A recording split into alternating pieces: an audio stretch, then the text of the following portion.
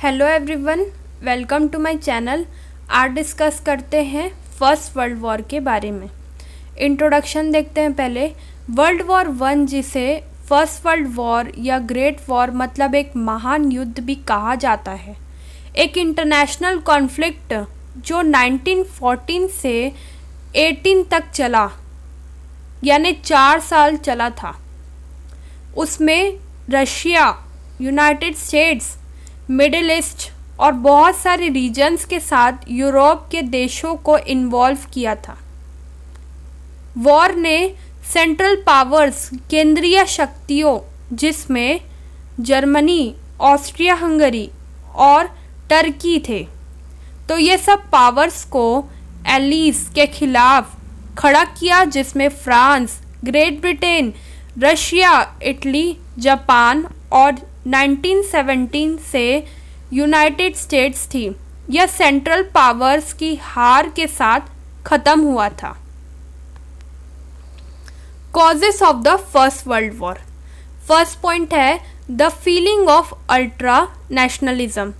पहले देखो, extremist nationalism का मतलब होता क्या है। वह एक एक्सट्रीम फॉर्म ऑफ नेशनलिज्म है जिसमें कंट्री अपनी सुप्रीमेसी को मेंटेन करती है, कंट्रोल करती है किसी दूसरे नेशन के ऊपर। तो ये एक्सट्रीमिस्ट नेशनलिज्म की भावना का उदय होने लगा। वर्ल्ड वॉर वन के फैलने के लिए काफ़ी हद तक यही जिम्मेदार था। यह भावना यूरोप के लगभग सभी देशों में डेवलप होने लगी।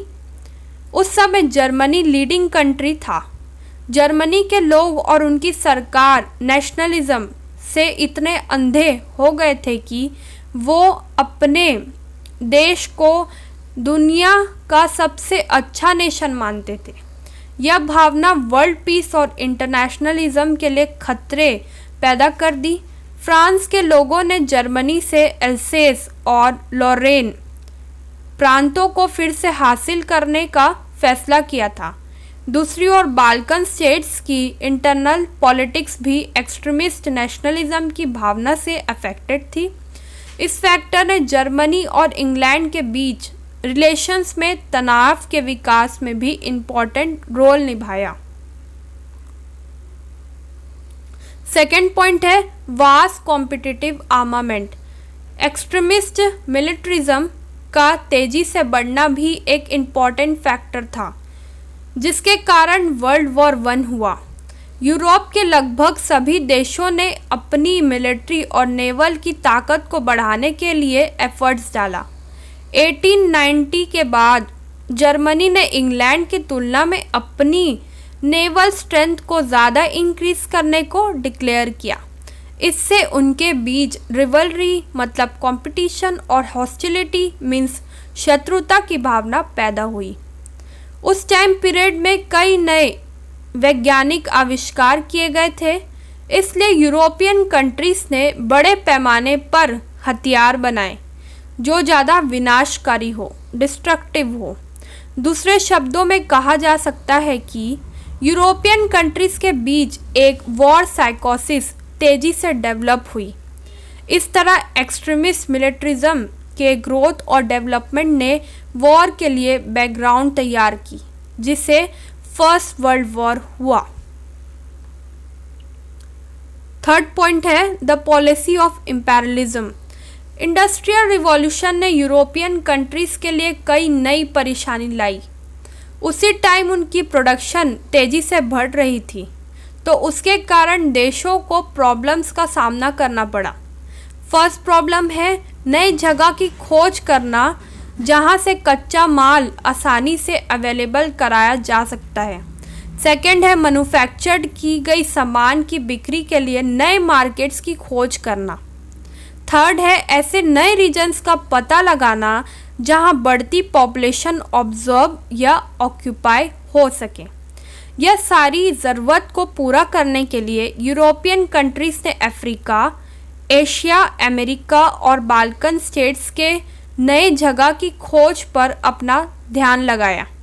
इसने उनके बीच कंपटीशन और टेंशन यानी तनाव पैदा किया। विलियम काइसर सेकेंड ने कॉलोनीज को एक्सपांड करने की पॉलिसी अपनाने का फैसला किया, जिससे इंग्लैंड और जर्मनी के रिलेशंस में खटास आ गई।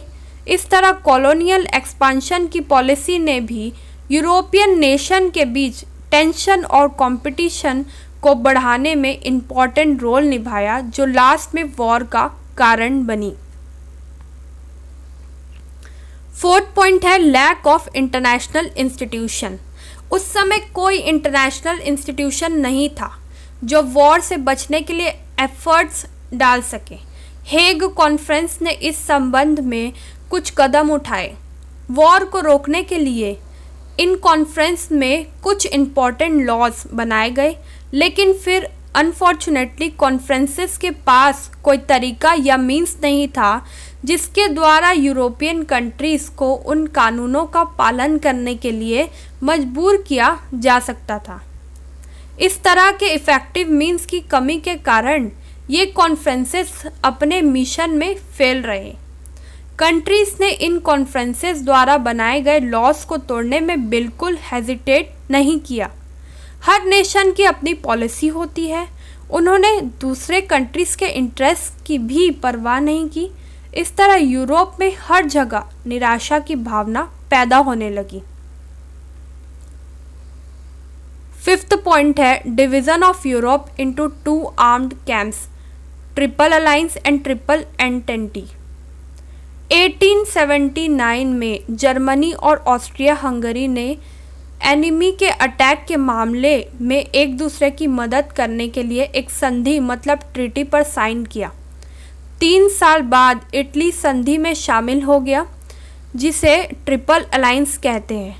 ट्रिपल अलायंस के विरुद्ध में जर्मन एक्सपेंशन को रोकने के लिए 1907 में ब्रिटेन, फ्रांस और रशिया से मिलकर ट्रिपल एंटेंटी बना। फ्रांस एक्सप्रेशन एंटेंटी का मतलब है अलायंस। इस प्रकार यूरोप 2 मेजर कैंप्स में डिवाइड हो गया।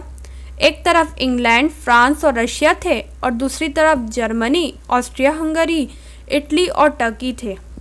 दोनों कैंप्स के बीच रिवलरी और दुश्मनी वर्ल्ड वॉर 1 का कारण बना। सिक्स्थ पॉइंट है the immediate cause of the war, assassination of archduke Francis Ferdinand. 28 जून 1914 को ऑस्ट्रिया के एम्पायर के नेफ्यू और सिंहासन के उत्तराधिकारी आर्चड्यूक फ्रांसिस फर्डिनेंड को बोस्निया की राजधानी साराजेवो में उनकी पत्नी के साथ हत्या कर दी गई थी। जिन लोगों ने इस काम को अंजाम दिया था वे सर्बियन जाति के थे। हालांकि वो बोस्निया में ही रहते थे, यह क्राइम ऑस्ट्रिया की प्रजा ने किया था और यह ऑस्ट्रिया की धरती पर हुआ था। फिर भी सर्बिया को इसके लिए जिम्मेदार ठहराया गया था। ऑस्ट्रिया और सर्बिया के बीच संबंध पहले से ही कड़वे और हॉस्टाइल मतलब शत्रुता से भरे हुए थे। ऑस्ट्रियन एम्पायर में बोस्निया और हेर्जेगोविना को एनेक्सेशन मतलब इन्वेड करने के इशू पर ऑस्ट्रिया के प्रिंस की हत्या ने ऑस्ट्रिया को सर्बिया से बदला लेने का मौका दिया। ऑस्ट्रियन न्यूज़पेपर ने दोनों के बीच वॉर के फेवर में अपनी राय को दिया। इसके अलावा जर्मनी ने ऑस्ट्रिया से वादा किया कि वह सर्बिया के संबंध में किसी भी एक्शन मतलब कार्रवाई में उसे सपोर्ट करेगा। Results of the first world war. First point है loss of life. First world war 30 देशों द्वारा लड़ा गया था। 65 मिलियन लोग इस वॉर में लड़े। 8.5 लाख लोग मारे गए, 29 लाख लोग घायल हो गए थे, कैप्चर किए गए थे। मिलियन लोग बीमारी और अकाल के कारण ख़त्म हो गए थे। नागरिकों को एक छोटा सा राशन मिलता था वीकली उनको, जिससे कुपोषण और कभी कभी मौत हो गई थी।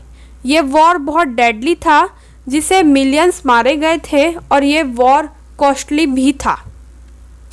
सेकेंड पॉइंट है the cost in hard cash. कुछ अनुमानों के अनुसार एलिट साइड की ओर से खर्च लगभग 41,000 मिलियन पाउंड और जर्मन के साइड से 15,000 मिलियन पाउंड से ज़्यादा था। दुनिया के नेशन सालों साल फाइनेंशियल प्रॉब्लम से जूझते रहे। कई देशों में बेरोजगारी के साथ इन्फ्लेशन मतलब महंगाई को रोकने में सरकार की इनेबिलिटी के खिलाफ प्रदर्शन किए जा रहे थे। थर्ड पॉइंट है territorial rearrangements changed political map of the world. Peace treaties के बाद दुनिया का राजनीतिक नक्शा विशेष रूप से यूरोप का बदल गया था। उनके रिजल्ट्स देखते हैं अब इसमें। फर्स्ट पॉइंट है जर्मनी को एल्सेस लॉरेन को फ्रांस को सौंपने के लिए मजबूर किया गया था। उसे यूपेन और मेलमेडी के क्षेत्रों को बेल्जियम को सरेंडर करना पड़ा। सेकेंड पॉइंट है जर्मनी और सिलेसिया के इंडस्ट्रियल एरिया के बड़े हिस्से को पोलैंड को सौंपने के लिए भी मजबूर किया गया। थर्ड है रोमानिया, चेकोस्लोवाकिया, फिनलैंड और यूगोस्लाविया जैसे नए स्टेट्स को क्रिएट किया गया। नेशनलिटी और नेशनलिज्म राष्ट्रवाद की प्रिंसिपल को ध्यान में रखते हुए किया गया था। फोर्थ है वॉर ने जर्मनी, रशिया और ऑस्ट्रिया हंगरी में ऑटोक्रेटिक मोनार्चीज मतलब राजशाही को ख़त्म कर दिया। हंगरी को एक सेपरेट स्टेट के रूप में मान्यता दी गई। 1917 में रशियन रिवॉल्यूशन के फैलने के बाद रशिया में ज़ारिस्ट तानाशाही भी ख़त्म हो गई। फोर्थ पॉइंट है सोशल इम्पैक्ट। 30 ईयर्स से ज़्यादा एज की महिलाओं को वोट देने की राइट दी गई। वॉर एक पूरा नेशनल एफर्ट था, इसलिए महिलाओं ने कारखानों और दुकानों, कार्यालय, हॉस्पिटल और स्कूल में काम किया था। महिलाओं ने मैन की जगह ली, मतलब भेदभाव ख़त्म होने लगा और उन्होंने स्टेटस और राइट्स की इक्वालिटी का दावा किया। टेक्नोलॉजी डेवलप करने में, बेहतर पोषण मिलने में और मेडिसिन में प्रोग्रेस ने और रहने के तौर तरीकों को बढ़ाने में मदद की। फिफ्थ पॉइंट है एमर्जेंस ऑफ न्यू आइडियोलॉजीज। एक समय के लिए डेमोक्रेसी मीन्स लोकतंत्र और सरकार के रिपब्लिकन फॉर्म्स वहाँ देखे गए, लेकिन जल्द ही कुछ कंट्रीज में लोकतंत्र के लिए जो भरोसा था वो टूट गया था, क्योंकि नई सरकारें लोगों की नीड्स को पूरा नहीं कर सकी। रशिया में ज़ारिस्ट तानाशाही को कम्युनिस्ट पार्टी की तानाशाही से रिप्लेस किया गया था। इटली, जर्मनी और स्पेन में डेमोक्रेटिक सरकारों की फेलियर ने फासिज्म और नासिज्म जैसी तानाशाही सिस्टम को जन्म दिया। सिक्स्थ पॉइंट है द लीग ऑफ नेशन। यह 1920 में एग्जिस्ट हुआ। लीग ऑफ नेशन को सेटअप इंटरनेशनल कॉपरेशन, अंतर्राष्ट्रीय सहयोग को बढ़ावा देने और शांति और सुरक्षा पाने के लिए की गई थी। इसमें 42 ओरिजिनल मेंबर्स थे। इसका हेडक्वार्टर्स जिनेवा में था। Assembly, council, secretariat, international justice का परमानेंट कोर्ट और international labour organisation league of nations के ऑर्गन्स थे। सेवेंथ पॉइंट है treaty of Versailles. The treaty of Versailles 28 जून 1919 को वर्साली, फ्रांस में साइन की गई थी। यह जर्मनी के साथ एक समझौता था जिसे एलिस पर वॉर थोपने के लिए ब्लेम किया गया था। फर्स्ट है जर्मनी को फोर्स किया गया था कि वो सार कोल माइंस को फ्रांस को दे दे 15 साल के लिए कॉम्पेंसेशन के रूप में, क्योंकि उसने फ्रांस के कोल माइंस को डैमेज किया था वॉर के टाइम। सेकेंड है फ्रांस को एल्सेस लॉरेन वापस मिला। थर्ड है जर्मनी को अपने वॉर के पहले टेरिटरीज के कुछ हिस्सों को डेनमार्क, बेल्जियम और चेकोस्लोवाकिया को सौंपना पड़ा। फोर्थ है जर्मनी ने अपने सभी कॉलोनीज खो दिए और विजेता देशों ने उन्हें वापस ले लिया। फिफ्थ है जर्मन सेना की जांच की गई। इसे सबमरीन्स या वायुसेना को रखने को अलाउ नहीं किया गया था। सिक्स्थ है राइनलैंड के मिलिट्री फोर्सेस को हटा दिया गया था। सेवेंथ है जर्मनी को वॉर के कंपेंसेशन के रूप में भारी अमाउंट पे करने के लिए मजबूर किया गया था, फोर्स किया गया था। एट्थ है यह ट्रीटी जर्मनी के लिए बहुत अपमानजनक से भरी हुई थी और नाजिज़्म के उदय का कारण बनी। अब कंक्लूज़न देखते हैं आखिरी। हालांकि सभी वॉर को ख़त्म करने के लिए वॉर ये कहा गया था, इसी पर यह अपोजिट निकला।